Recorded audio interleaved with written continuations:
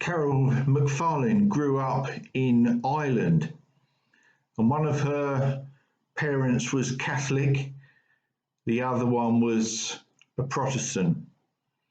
And from early on, they didn't seem to fit anywhere.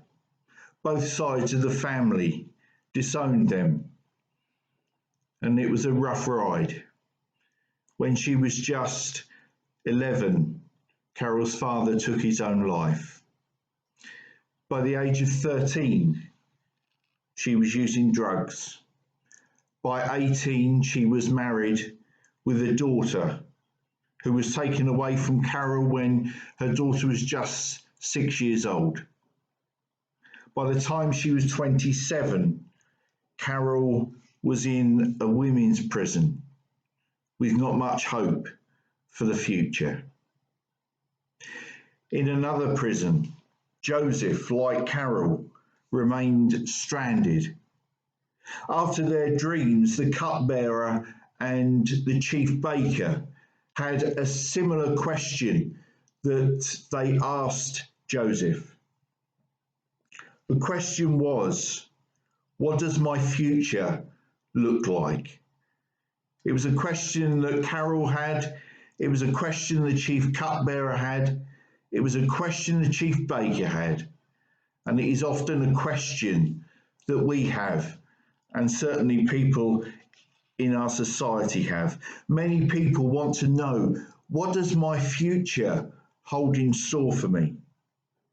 Crystal balls and horoscopes for the year ahead, clairvoyance predictions, palm readings. But Jesus promises to us that he is a lamp to our feet. In other words, as we take step by step, we make progress with him. Step by step, we're moving forward. Jesus promised to be a lamp for our feet, not a crystal ball to tell us every detail about our future. There are times when our lives need to see the bigger picture, when we need to discover what God's plan is, and then do everything that we can to follow that path that he has called us to walk upon. I was driving in my car this week, and I was listening to Heart Radio, and it said in a little line of an advert, it said 2021 is the year for good vibes and for planning that great holiday that you missed out on last year. Friends, that is what I would call a short-term vision. And although it's good to have a plan of what we're going to try and achieve each day, there are also longer-term visions that we need to be aware of. We live in an age of the internet where information is everywhere for us. We have lots and lots of information, but many of us lack a bigger picture. God's plan for you and for me is bigger, is more rewarding, is more exciting than any plan that we can come up with ourselves. Listen to these words of God to you. He says, I don't think the way that you think. The way that you work isn't the way that I work. God's decree. For as the sky soars high above the earth, so the way I work surpasses the way you work. And the way I think is beyond the way that you think. Friends, Joseph knew that to be true, but surely even Joseph couldn't see how the pit and the prison would lead to the palace.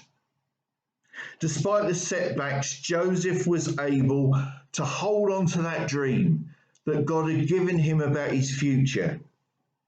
He knew that his life had a purpose, even if it looked like it was going the wrong way at this point. Do you ever have the same sense of excitement and determination that Joseph did? How excited are you about the future that God has promised to you?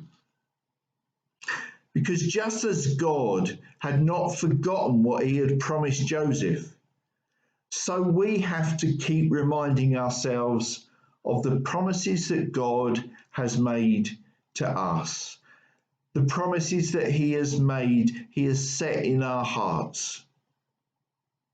It's a great idea to look up the promises of God in the Bible.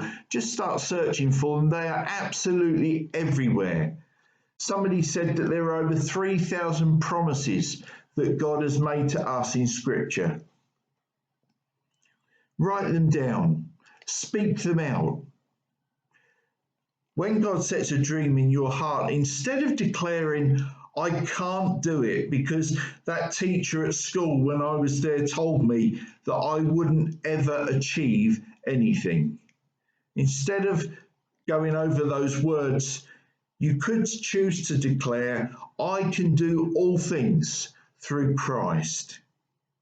When it comes to your dreams, instead of saying, this is impossible because I haven't got the qualifications, you could instead choose to think, nothing is impossible with God.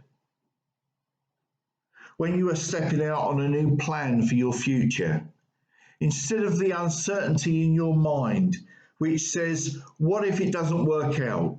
Just like everything else that I've tried to succeed in. You could instead choose to think, what if it does work out?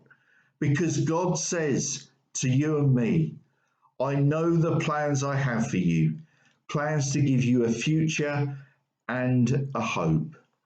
Friends, God has made so many promises to us, and he wants us to be encouraged as we relive those promises, as we rethink those promises in our lives. So whenever fear or doubts about the future come to you, think about how great our God really is and how much he can be trusted, and then remind yourself that he is on your side. God has great experience of his people and how to fulfill the promises for them. The Exodus people in the Old Testament couldn't quite grasp God's future for them. They were still living in the past. Because in the wilderness, when God had led them out of slavery in Egypt, in the wilderness, they were just worried about daily things. They were worried about, where is our food going to come from? Where are we going to get water? And then they started to grumble, we were far better off back in Egypt. But Egypt was a place where they didn't have any future or any dreams. Indeed, rather than a dream, it was a complete and utter nightmare.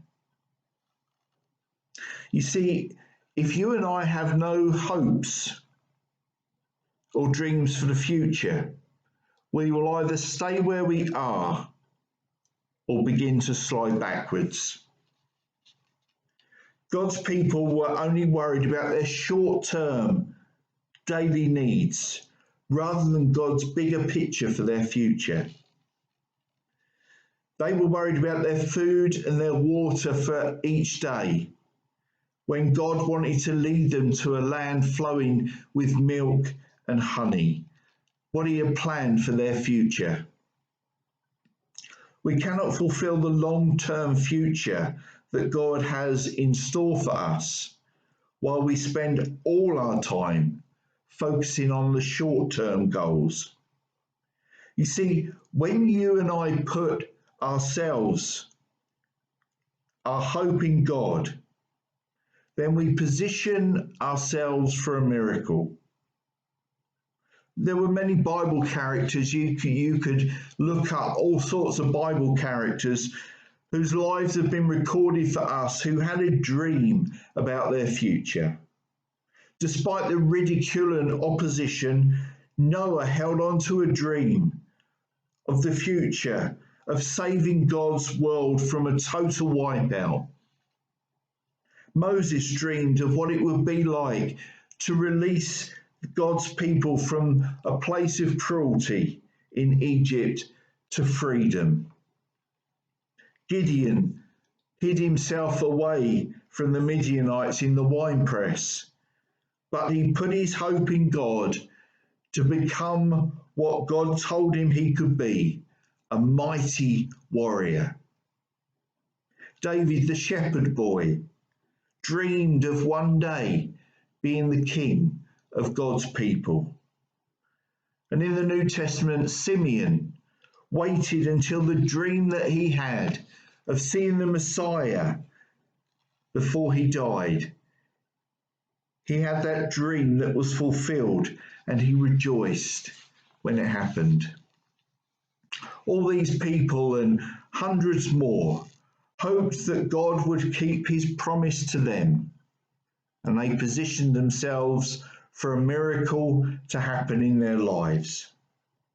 Friends, in times of negativity and anxiety, we must remind ourselves of what God has promised to us.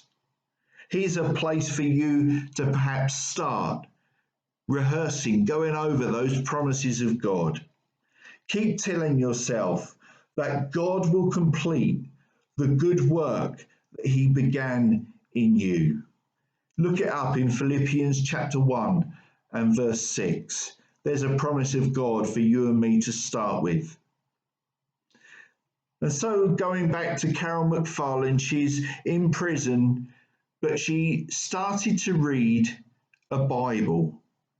And she found that the Bible seemed to be, in her own words, reading her. Questions that had been buried deep in her heart were being addressed as she read the Bible. God used that prison experience to turn Carol's life completely around, and her future became completely transformed. Her guilt was dealt with. Her daughter that had been taken away from her when she was just 6 years old wanted to meet up with her mum again. And that was a gift that Carol says she never expected and she never feels she deserved. Today, Carol has a fine arts degree, and she's a missionary working in London, sharing with people about how God makes masterpieces out of broken lives. God kept his word to Carol, and God is your promise keeper today, and he remains the promise keeper for your future as you move forward with him. Next week, we're going to continue looking at the life of Joseph, and we're going to ask the question, how can we keep spiritually alert even when God's timing can be so different to ours? I've called the talk, Don't Give Up Just Yet. I look forward to sharing that with you next week. God bless.